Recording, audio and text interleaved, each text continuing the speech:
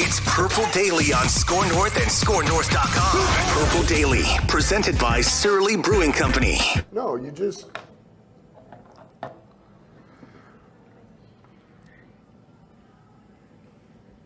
When you see your players give all that they have and you lose that way, it's tough. You know, you don't want that for them. So, but we'll be better for it, you know. And there again, credit Minnesota, but you know, we made the one mistake that cost us, you know. Dan Campbell doesn't just like football.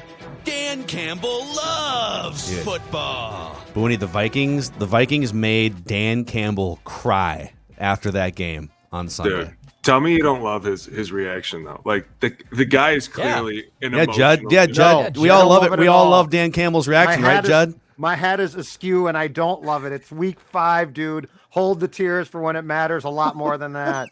Dude, you could tell that he's a coach that cares. Like, he gets into that game so much, and you could tell he has a lot of that. So, I mean, you could kind of see it was coming. As soon as they lost that game, he was going to start tearing up. See, Judd felt like it was manipulative and that he played a card too early in the season. I'm telling you, if I'm a player, I'm like, okay, dude, you cried now. What's next? Well, here's the question.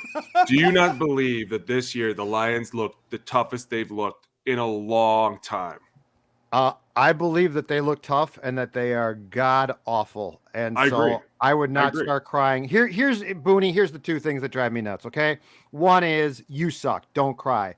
2, in Jacksonville, Urban Meyer. Okay. You act like every loss is a college loss. Like now the Jacksonville Jaguars can't win the national champion. Everybody just calm the bleep down.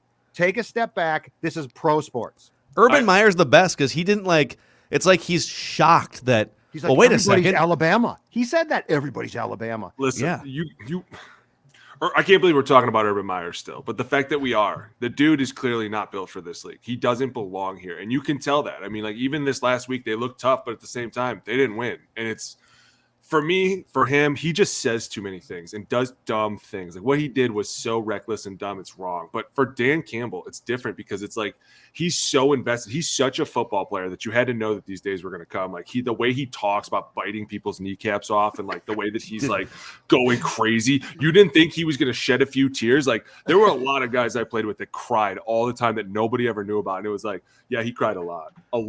Like, it's just the way the game is played. And sometimes, like, when you give it everything and you're out there, and I see what he's seeing, like, he's like, dude, this team has sucked for so long, and we're actually taking the Vikings down to the wire. Like, but you made the one cardinal sin. And you know what? The 49ers made this same exact sin last week or 2 weeks ago against Green Bay. They left the number 1 receiver wide open. They just let this dude come in and run this quick 20-yard hitch and come right back. And they were like, oh, no, we're going to keep everything in front of us. Instead of just being like, no, we're going to shut this one guy down and make you beat us with somebody else. Hell, we'll make you beat us with the run game if you have to. But to me, I get why people are like, oh, maybe crying is not enough. But I saw it coming. I mean, the guy is super passionate about his team. He loves them clearly. And they're clearly playing so much better than they ever have, which makes me think that they're responding well to him and like, yeah, this guy does care about us. This isn't just some pony show where he's like, oh, I'm crying. Like, he's actually like, dude, we almost won a game. I almost got my first win, and we didn't. Now I'm upset. He's also like, I don't know him personally, but Dan Campbell seems like the type of guy that doesn't really want anyone to ever see him cry. Like if it was his choice, he's not getting up at that podium and shedding tears, in front of millions of people who are watching that clip float across social media. Like, he was trying to hold that back, and it was just emotions coming out, right? Yeah. And like you said, I don't think he's the kind of guy to be like, oh, I'm going to go up here and cry and have everyone feel sorry for me. Like, I feel like he's the exact opposite. He's probably yelling at himself right now. Like, I can't believe you cried. Show weakness. You cried. Yeah, he's like in the mirror yelling at himself, throwing. You know what I got to say, Booney? Clean it up before the podium. That's what I got to say. Clean it up before the podium. You want to cry in private, that's fine. I cry in private. But get up to that podium and be a man and say, the Detroit Lions gave their best, and damn it, we're going to do the same next week. Okay, you went there. I want to know who cried after games. Oh man, Listen, there was one guy that I think about a lot, and he would get so into it. I mean, he was one of those guys that when he started yelling, or like, you know how like if a fight breaks out, they instantly go to this emotional cry where they're like, they're pissed off, and you're like, oh, this is gonna get weird real quick.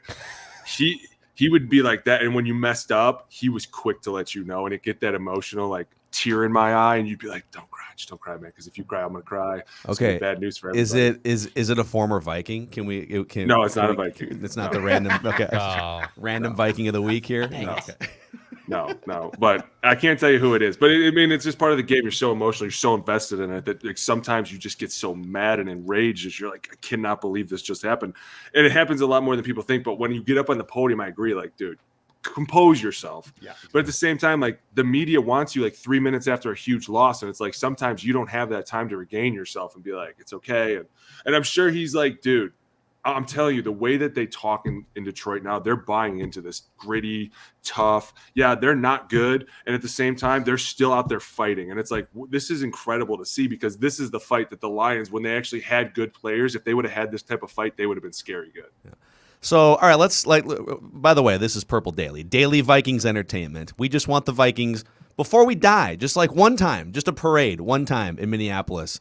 If that can be so much to ask. Mackie, Judd, our executive producer, Declan Goff, and our 10-year NFL vet and former Viking, Alex Boone here. Presented by Surly Brewing Company. Also, if you're watching us on the Purple Daily YouTube channel, if you're watching on a TCL TV, you're helping the show. We appreciate that. And TCL has a new lineup of award-winning TVs delivering the most entertainment with stunning resolution at an affordable cost. Enjoy more of the things you love with TCL. So that was a train wreck of a win for the Vikings, and like their offense couldn't do anything in the second half, especially. A lot of fans, like, you know, we do vent line right after the games are over, and we even heard from an usher at the stadium that a lot of fans were just kind of, once the Lions went for 2 and took a 1-point lead, they were just like, all right, just lose, fire Zimmer, just move on with it. We're good. And yeah, just all right, let's tank and see what happens, and then Kirk Cousins dusts himself off, 37 seconds left, 3 completions, 54-yard field goal for the win, and then we get the awkward celebration with Zim and Cousins, I guess. My question is, from your perspective, we all look at this on the outside and we're like, oh my God, like it's basically a loss. How do players feel about ugly wins like that? Where like you probably should have played better, you probably should have, it's the Lions, right? Like how does a game like that usually land in a locker room? All right, let's break this down to like the single core of this. Like if I'm a player right now and say I just played that last game and I'm walking out of that game like, dude, that was a tough win, but a win is a win. And there's a saying in this league, and it's a win forgives all sins. So when you go in and watch the film, it's not going to be as nasty, but it's still going to be some correcting. There's a lot of things that need to get corrected. But before I begin, I need to say that this new left tackle, Darashaw, I mean, after never having played, and I'm not going to go like crazy over here because it wasn't the Browns D-line, but this dude looks good. At one point, I saw a defensive end bounce off of him, and he kind of looked at him like, nah, what? I was like, dude, this kid's incredible. Football. I know. And I will say I'm excited about that, especially because some of the main problems begin up front. And when you're looking at this, if I'm on the offensive line, I know today as I'm watching the film, I'm like, dude, we got to be able to take our shots downfield. We have to be able to man up, and we got to be able to make these explosive plays scare people into what we used to be. Even when we don't have Dalvin, like Alexander Madison is stepping up in a huge way. And I don't care what anyone says. This kid is tough.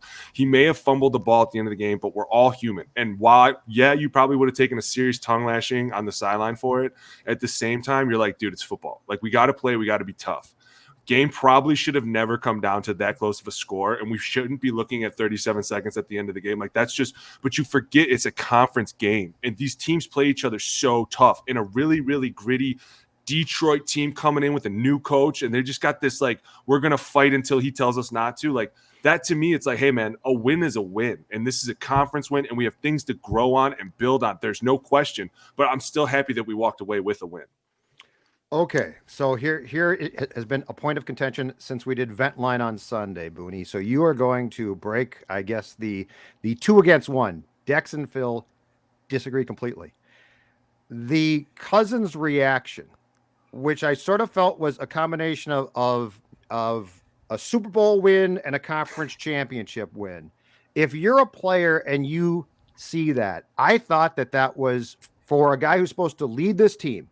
And for a guy who, you know, I'm not saying he shouldn't be happy, but as we watch this here and we see these two and Cousins celebrating like he is Namath, like he is Bradshaw, that rubbed me the wrong way, because to me, this shows that Cousins has no sense of timing. Like, okay, it's fine to be excited, but that excited for that win from your quarterback? Come on. See, that's the thing is, like, everybody wants so many things. They want these quarterbacks to be political, and at the same time, they want them to show this emotion. But the minute that they do, and yeah, the camera catches you at awkward times. I've seen even more awkward things that the camera doesn't catch. But to me, it's like, yeah, I was excited for Kirk. Number one, it kind of shows that he has a lot of fight left in him. Like, to grab the coach like that, number one, it was in the moment. Everybody's excited. You kick a field goal. The kicker just missed one. Now he makes one. Like, everyone's really, really pumped. I get it. I probably would have been throwing him around if I were Kirk. Like, super excited. But I think the thing it shows me is, number one, they both have a lot of fight left in them. And that to me is a positive. Like, Kirk grabbing him and saying, you like that? Like, that is just like a, hey, cherry on the top. We can do this. Like, we got this. That to me shows a lot of like fight, and I'm cool with that. And on the other hand, when Zimmer throws him back and probably says, yeah, I do like that, like, that to me shows that he's in it too. I mean, people are looking at this as such a negative, like, oh, look at him going at his coach. Like, dude, these guys are excited. They just won a big game. Yeah, I think a lot of people knew that had they lost that game, Zim probably was on his way out. So they're both kind of excited, like, hey, listen, we're still clinging on. And that to me says, when you have your backs against the wall and you have these two guys who are clearly showing a lot of fight left in them, what could happen? The team could catch fire. The team could see that and be like, hey, man, look, these guys are still excited. Yeah, people think that we're in a down and out spot. So now we technically have the upper hand. Everyone thinks we're fighting, but really we're just excited that our coach is going to stay. Our quarterback's showing fight. We won a game with 37 seconds left. It wasn't pretty, but we still won a game. And not a lot of people could say that last weekend. Yeah. I do think it's funny that, like, whenever Kirk gets excited, he just goes to his trademark catchphrase. He's just Brad, like, and Mike Zimmer.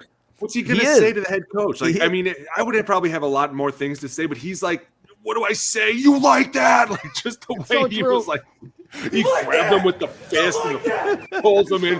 Dude, you know what would be great if he like headbutted him. You like that? Knocks him out. Knocks him out. Cold. Oh my God! We got to get a stretcher. Oh my God. He just, You his like that? teeth are knocked out. Well, Judd pointed out something that, like, Judd's the only one of us over the age of 50. And Zimmer's like, what, 65 or 66 or something. But but Judd's point was, listen, you got to be careful grabbing people over the age of 50 and startling them. Like cardiac arrest is not too far on the corner. Old people always be grabbed. Wake up or fall asleep. You're going to figure it out, Zim. I mean, but that's like, I think the one thing that makes it look bad is that the coach from behind him kind of grabbed him. Yeah. And I think it presents this awkwardness of like, what did Zim say back? Now, I'm pretty sure I know what he said back, because I don't think Zim would be trying to fight somebody after that. But as soon as that coach grabs him, kind of pulls him back, and everyone kind of looks over, you're like, oh, maybe he didn't say something. Like, dude, they're all excited. They probably were like, who the hell just grabbed the coach and threw him? Like, it's just part of the game. And I don't think that there's anything bad from it, especially because those two guys would be the last two guys to want to fight. Like, Kirk's not going to fight coach, and the coach is not going to fight Kirk. This is not going to happen. Okay, what about in terms, because I know we got Judd Zulgad here, the celebration police. So I just want to run it by the celebration police. Is that too much? The Vikings also carried Greg Joseph. They carried their kicker off the field. No, and don't. That's do what we need to talk about. You I don't can't like that do either. that. You can't Rudy somebody. What? After a game, like, What? no. You don't Rudy the kicker after a game against the Lions that you almost lost. Like, it's week 5, y'all. You do that. That is for like a hey. Oh, so a win is a win until it's the kicker being carried off the field. Kickers get zero credit, zero love from a guy like me. He said, Are "Put you me down." kidding me? Joseph said, "Put me down." Oh, I'm sure he was like, guys, guys, that's a big fine for sure. And I know who was holding him up there, Dozier. That's a fine in our room. Oh, was God. Dozier? So Dakota Dozier. Yeah, he was all excited. I was like, dude, he's so lucky I'm not in that room, because I would have hit him with a conduct unbecoming, picking up a kicker. Are you kidding me? What's You're the active fine? again? What's the Why are you fine? What's the fine? Oh, my. It's for, you got to take everybody to dinner, and In the you're probably room. going to pay a handsome fine for sure. They should have picked up Christian Darrisaw and carried him off the field. 28 snaps, no pressures allowed. Hold on, Booney. You would have said one thing. Dakota, you're active again? How's this you're even suited possible? up. It's crazy. Why are you Suited and suited up? booted, man. Well, Hey. Why are you suited up? Where's Wyatt Davis, our 3rd-round pick, who was supposed to be the starting right guard? Hey, you get off that Ohio connection, okay? Don't be mad. Don't be mad. Oh, football. All right, we got plenty more. We got to dissect here. We've got some other questions, pull the curtain back questions here. But Judd, speaking of pulling the curtain back, man, Judd pulls the curtain back, turns sideways. We can't even see him anymore because he's down. He's down like 10 pounds. And that gives me an opportunity to talk about my friends at Livia Weight Control Centers. I am down, Alex Boone, 9 pounds in the first week. 9 pounds in the first week. I'm going for a second weigh-in on Thursday. So I'm 230 now. I'm hoping to get down to like 226 or so. Alex, what are you down from when you were with the Seahawks last year? What are you down from then? Oh, probably like 40 pounds. Yeah, so Judd, you got some work to do here. You got a lot. 9 pounds? No, come on, man. Dude, you're a professional athlete. I'm a fat guy who's trying to lose weight on a program that works out great, okay? The best part is if you join now, you get your first 10 weeks for free. That's right. A limited time offer ends soon. Livia.com is the place to go, or call 855-GO-LIVEA. Livia.com. Check them out. I will give you guys an update on Friday. I hope to be down a few more. And the best part, keep your shirt on. Me personally, okay, clothes are starting to fit again. Look at that, dude. Booney, clothes didn't fit for a while. I was wearing sweatpants. Oh, I remember. You were snapping the elastic on sweatpants. We were talking about it, Judd. It wasn't good. It wasn't good. But the weight is coming off. Livia.com. It'll work for you. It's working for me. You know what? Let's go on the journey together. Because I should just lose this weight. Okay, Dan Campbell. All right, calm down there, Dan Campbell. All right, man's all good. Sorry, I'm sorry. Okay, I'm sorry. Out of line. Also, a shout out. Our friends at Moon Motorsports are celebrating 50 years as a family-owned and operated multi-line power sports dealer in Monticello. It's my old stomping grounds out there, Buffalo, Monticello. So if you're having a hard time finding the machine of your dreams, all right, they've got the tools and manufacturer relationships to find the snowmobile, ATV, side-by-side, or motorcycle that you've been looking for. Tap into their relationships and their history and their knowledge. Again, it's just off 94 in Monticello, Moon Motorsports and moonmotorsports.com. All right, so the Vikings, Alex, have been, at times, they've been a total train wreck in the 2-minute drill. Like, end of the first half, Zimmer was so nervous about something bad happening that they just ran the clock out with 40 seconds to go and 2 timeouts. And so they've had some train wrecks, but then they also have 37 seconds left and Kirk throws 3 darts and they set up a field goal. And even watching some of these games like Sunday and Monday nights and the 2-minute drills are being run. I guess my question to you is, what goes into the preparation for 2-minute drill offense? And when teams fail regularly, what's usually the biggest problem?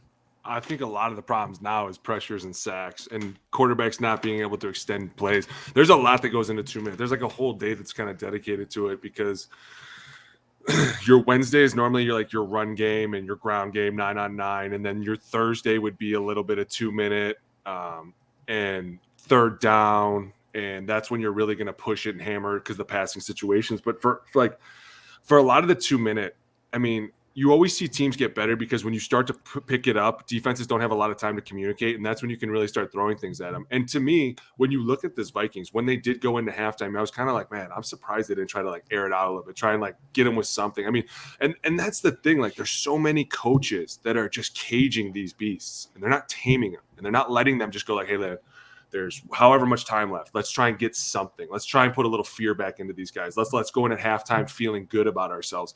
And to me, a lot of these teams stall out because, number one, incompletions, pressures, sacks. They come out and they look good at times. And then all of a sudden there's other teams that they just look like they've never gone over a 2-minute situation in their life. And it's kind of sad at the same time because you're like, dude, if you're not spending enough time on 2-minute or third down, these are the things that are killing teams right now. They can't move the ball. They can't push the sticks. They can't get anything going. And even when you speed it up, if you can't get anything going, that just means you're a bad offense. Yeah. Hey, is especially these past two games, Booney, does the play calling come back on Kubiak, Zimmer, or because the end of the first half to me, when you've got Thielen, Jefferson, and Osborne, makes no sense to just say, you know what, if we can get 10 yards from Madison on this run, then we'll do something. But if not, but who should we, for lack of a better term, who should we blame here for a series like that, where it's just basically let's give up? I want to say Kubiak, but I think a little bit of it has to do with probably Zim too, because at the same time, he's one of those guys that he's like a Pete Carroll. You hear about these guys all the time. Oh, they like it when you run the ball and they get to play defense behind it. But at times, that's not working. So you have to let these OCs become creative enough. Now, my biggest gripe with the Vikings offense is that I don't feel like it is dazzling enough. You look at it, and a lot of it's just so plain Jane. And you're like, dude, if you don't move people, if you don't scare people pre-snap, you let these guys sit in their own mind and think to themselves, okay, here we go. I got a trips formation over here. It could be a bubble. It could be a zone. That's it. If you start moving people, well, then all of a sudden a trips becomes a deuce formation. And then all of a sudden it's like, okay, well, now they could play action out of that. And now they could run the smoke screen over there, or they could run the counter screen. Like there's a million Deuce things. formation? And sometimes people think that like the pre-snap, they're like, oh, I'm just so sick of it. But a lot of it isn't for the fans. It's for the offense. And it's for them to get into the minds of the defense, because you can only run certain plays out of certain formations. So that's why like you see these teams like Philly and the Niners, they're always moving from like an under center to a gun to a pistol, because there's only so many plays you can run. But if you make this defense run through a whole Rolodex pre-snap, well, they're probably thinking more than they're reacting. So all of a sudden you kind of have them by the tail and they're like, oh my gosh, now it could be a million different plays. But when you look at the Vikings, you're like, okay, let's see here. It's like an I formation. It's probably going to be a zone. Got it. Let's see here. You got one back in the backfield. It's probably going to be a screen. Got it. Yeah. Okay. Like you become so predictable because you're running it out of the same formations, the same things. And all these other teams are just so crazy. And you have this talented wide receiver group that if even KJ Osborne at this point were to go in motion, somebody would be like, why is he going in motion? What's he doing? Where's he going? We haven't seen this. Like that's, you have so many threats out there that it's like, if you just motion somebody across, half the defense is going to start screaming something because they don't know what's going on, or they don't know what the check is on defense. Yeah. When I brought this up on Ventline to these guys. So you had Chris Myers and Daryl Moose Johnston doing the game on Fox, the Lions and Vikings. And yeah, your offense is conservative when you have a mid-90s fullback in Daryl Moose Johnson that's calling you out for being too conservative in the second half of that game.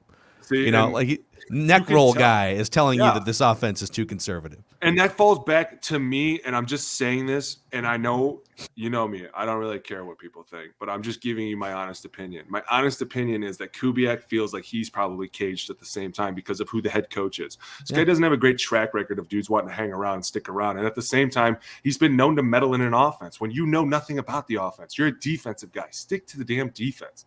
So you're a young OC. You know you have this really tough head coach who's probably on a really hot seat right now. And you know that, hey, listen, if things go haywire, I'm going to be the first one to get the blame pointed at. Who's going to be the next? Probably Kirk. And then Zim's finally going to have to take it himself. But at the same time, you're hindering this offense so much, even without Dalvin. And this is probably one of the bigger surprises to me this year, is that the Vikings continuously look good without Dalvin. And even when Dalvin was in there, he didn't look good. They still look good as an offense. Like, you're like, okay, I get it. Like, maybe they don't need Dalvin as much as we thought they do. Maybe all of a sudden Kirk can start picking these things up. And Alexander Madison is still a threat, because when you look at the play action this year, it's not about how many yards you get in the rushing. It's about how hard you rush those yards. And when you have a guy like Alexander Madison, if you just show ball a tiny bit, a sneaky little bit, a linebacker's going to go, hey, man, this dude's been known to crush some dudes. I'm going to have to get up there and meet him. And as soon as he takes 2 steps, he realizes it's play action, and then you're beat already.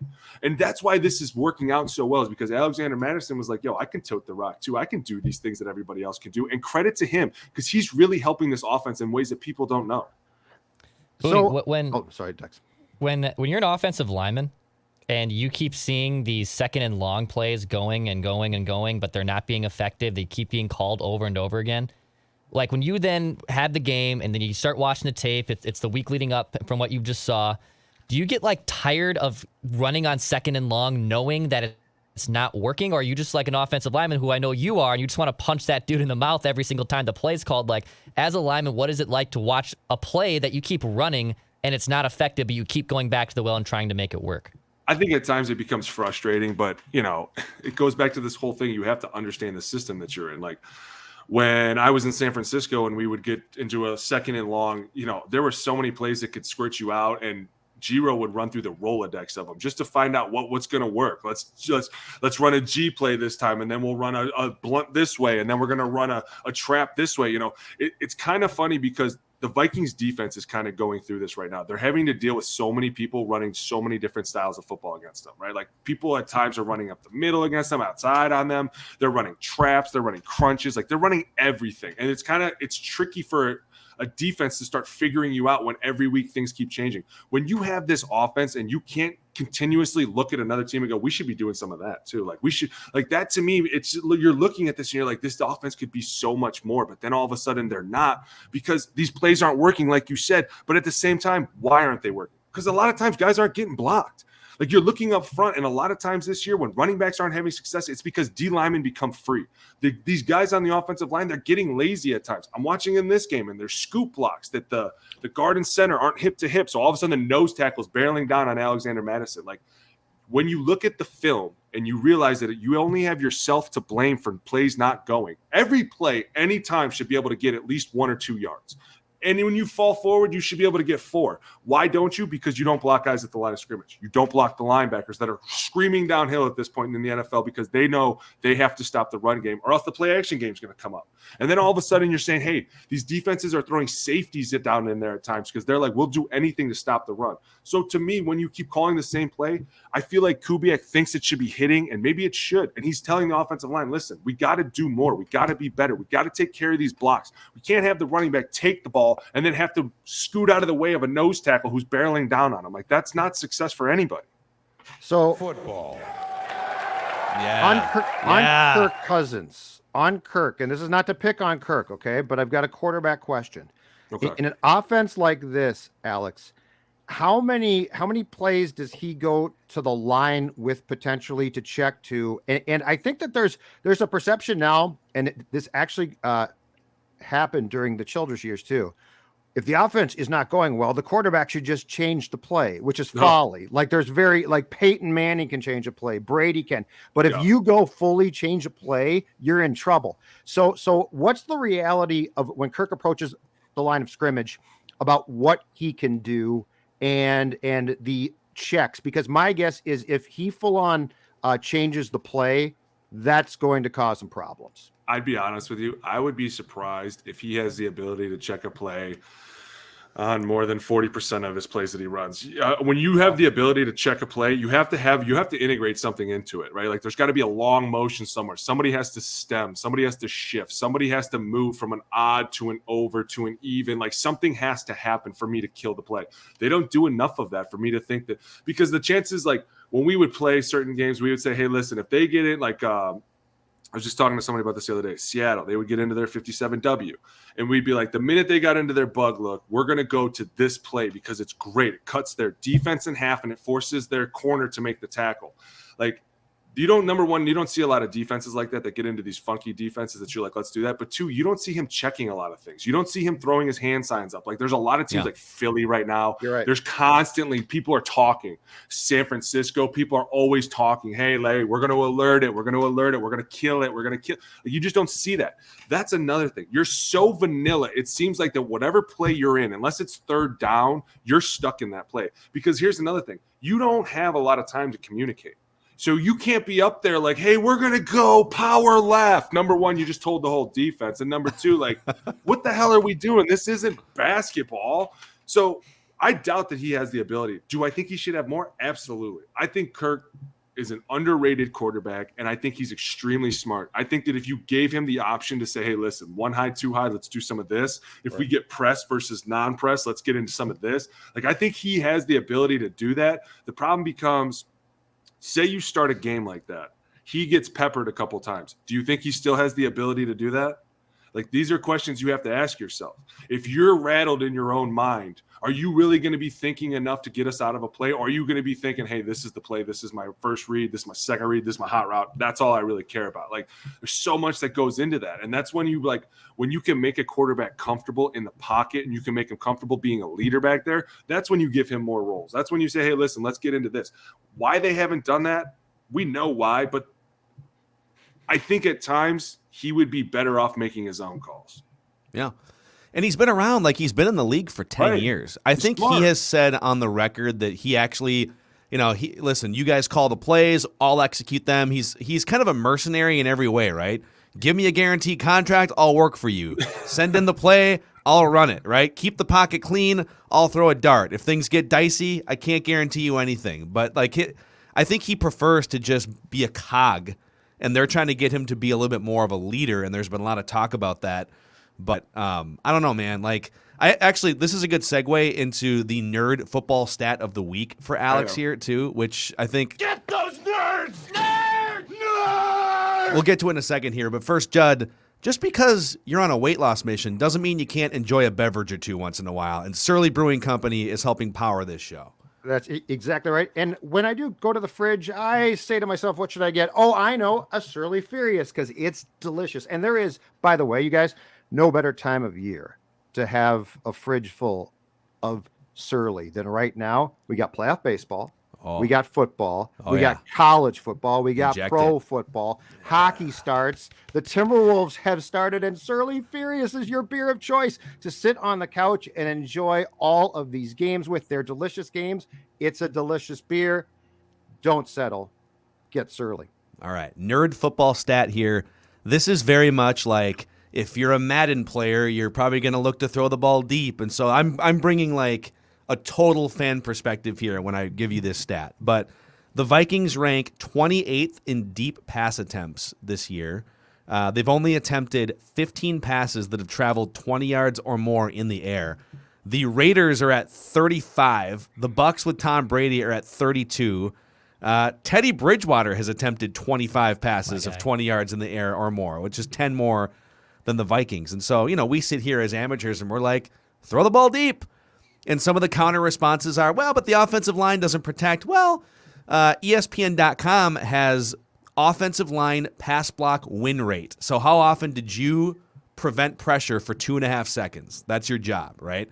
And the Raiders and Vikings are tied at 21st in the league, and the Bucs are 24th. So they're not even giving Tom Brady that much time this season, and they're still throwing the ball down the field twice as often. So I don't know, like if we just say, Vikings, throw the ball deep more often to Justin Jefferson. Like, is that just a total amateur take on this offense, or how do you see it, Alex? No, I think it's number one. It's an amateur comment. Like, just throw the ball deep. But the truth is, and this is one of the perspectives of football, like, it's such a chess match. And I used to hear the coaches say, like, the game within the game. And the game within the game was always the chess match between the two teams. And if you don't take a team deep and you don't threaten them vertically, they will start to shrink you down into your own little puddle of sorrow. Because if you don't say to them, hey, listen, you can't let your safeties just roam around this field any which way you want, like a Jamal Adams, right? He's like the perfect example because he's one of the better hard-hitting safeties, and at times he gets in the box and he's like super fun and he comes off the edge. But when he gets in pass coverage, that dude is such a liability. Like, he is every bit of a liability in this NFL. But teams continuously are like, hey, listen, we know he's going to roam here, but if we start sending guys deep, he can't start roaming here anymore. We can't have him in the box. We have to threaten them vertically, or else they're going to start letting their safeties, and that's the biggest like trend in the league right now is that you see safeties coming downhill so fast. If you could get one of those safeties to take 2 or 3 steps up and then Justin Jefferson go behind him, like, yeah, the ball might have to get out quick at times, but that's your job as an offense is to scare them vertically. And at times, I think even letting guys just run downfield and chucking the ball up, because you know what? These guys on the Vikings are tough. They are some of the tough receivers. Like Thielen, he'll go make contested catches. Justin Jefferson, he'll make them. KJ Osborne, we know he'll make them. I mean, you got to sometimes just say, hey, man, no risk it, no biscuit. Throw it to the wind and let somebody get it, because you have such amazing playmakers on the outside that it's like these 15-yard routes eventually become annoying, and then all of a sudden you get stopped because once you get to the red zone, things end up getting so much tougher that if you just had a defense on their heels saying, man, I don't know what they're going to do. And if they do play action, they're willing enough to say, hey, listen, we're just going to throw it downfield. We know we might not have a lot of time to do it, or we might have to keep tight ends in at the same time to chip, block defensive ends. Like, these are all the things that go into it. You have to scheme them enough that they want to get into the backfield. We want them to come down here because the minute they do, that's when we take the deep shot. And they got to do more of it, because if you don't, people eventually just push you back into your own backfield. And here's my concern. Despite the fact that his first half stats were exceptional on Sunday, how close do you think Jefferson is, Boone, or do you think he's at the point of expressing frustration now? Because he had 2 catches in the second half. And I know the Lions were working hard, all right? I'm not doubting that. But he makes contested catches. He is, I think, one of the 10 best at his position in the league right now, and potentially ascending from that. This, to me, is turning into, at least right now, Stephon Diggs too.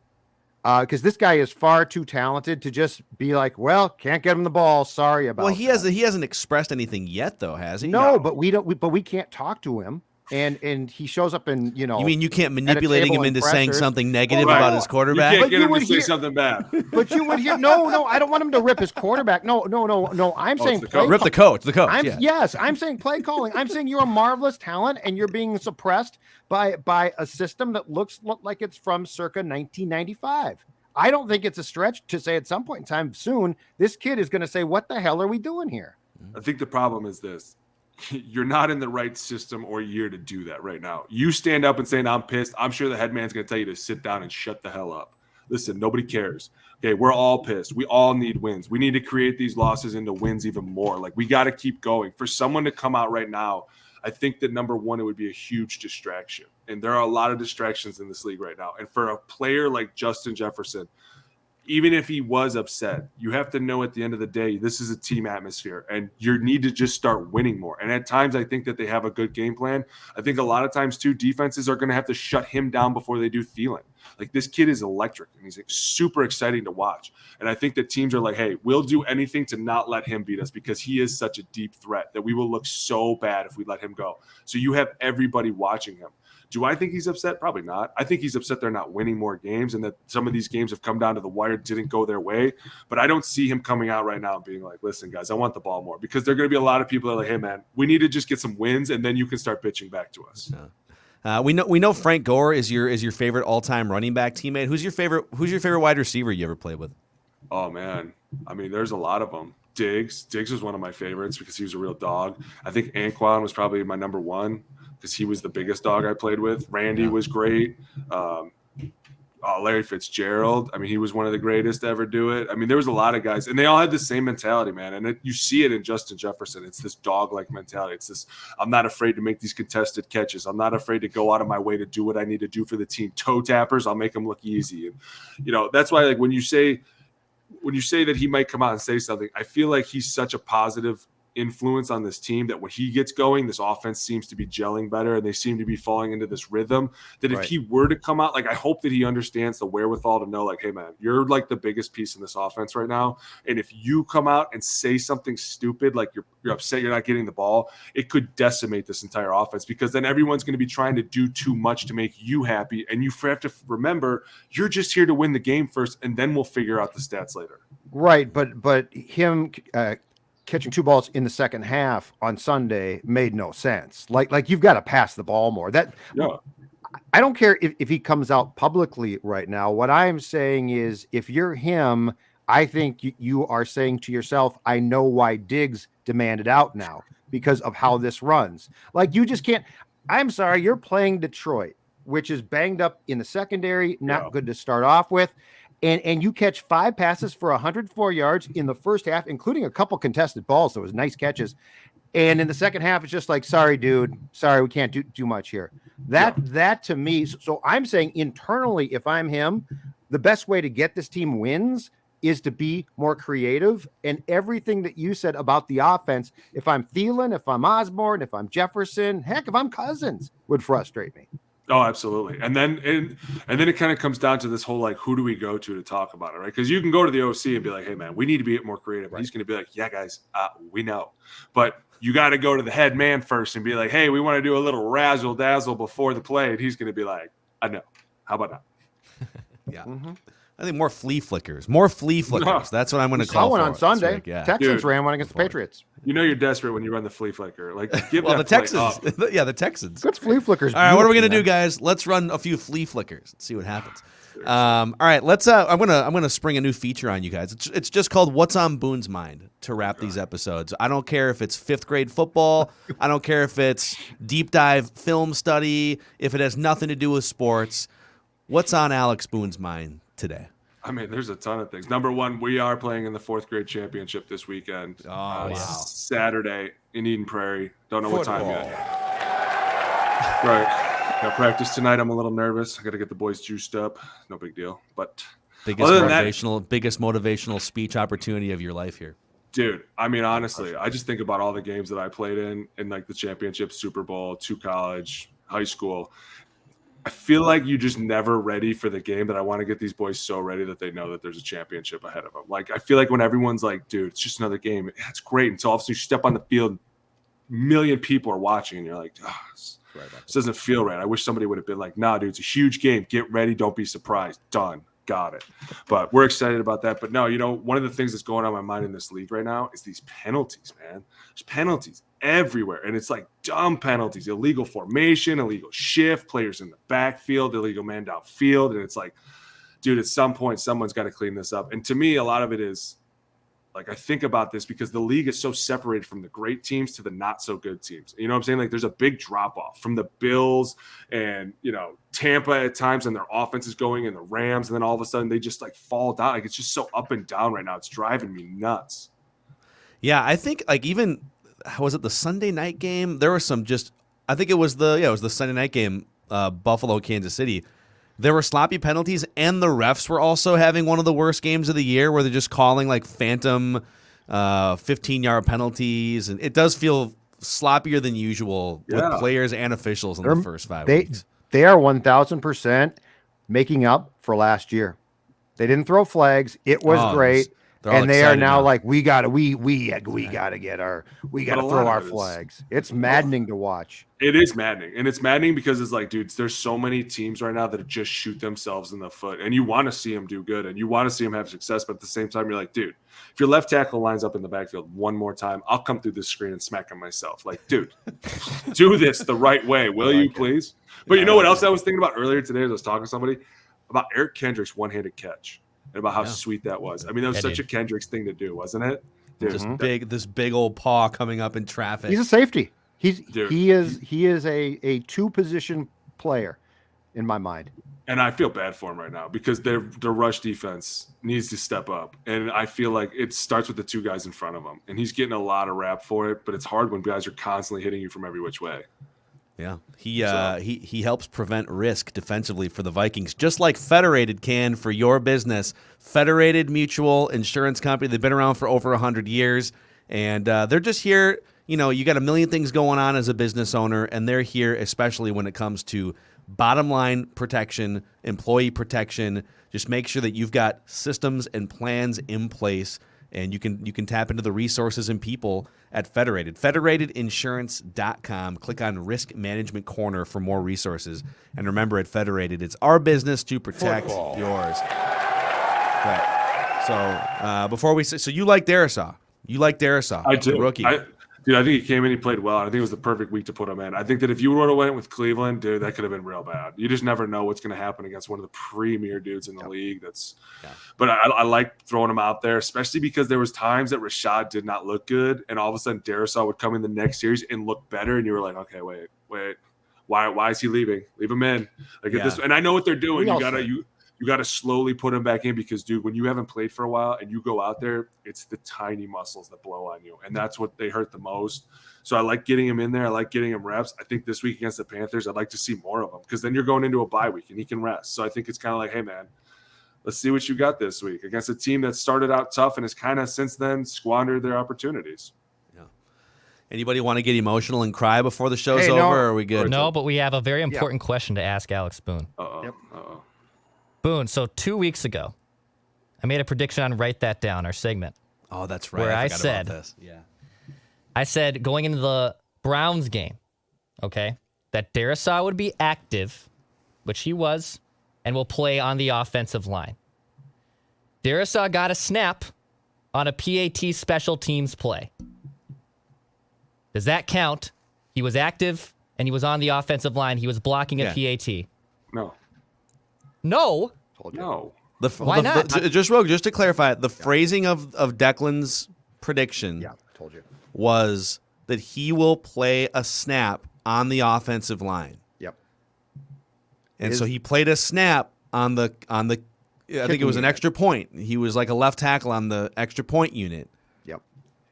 What do you call that unit? Is that an offensive line? It's not an offensive line. No, it's a special teams unit. Yep. It's because it's like you have the guards, you have the tackles, then you have the ends, and then you have the wings. Yep. It's not the offensive line. No. Booney, I tried to tell him this like 5 times. And like, no, it's the offensive line. I said, and you don't know. Maybe somebody didn't rush over him. Dude, when you say offensive line, I think there's a running back behind you, a quarterback. You're He's you gotta blocking think. someone. Stepping down and dropping your shoulder is not really that hard.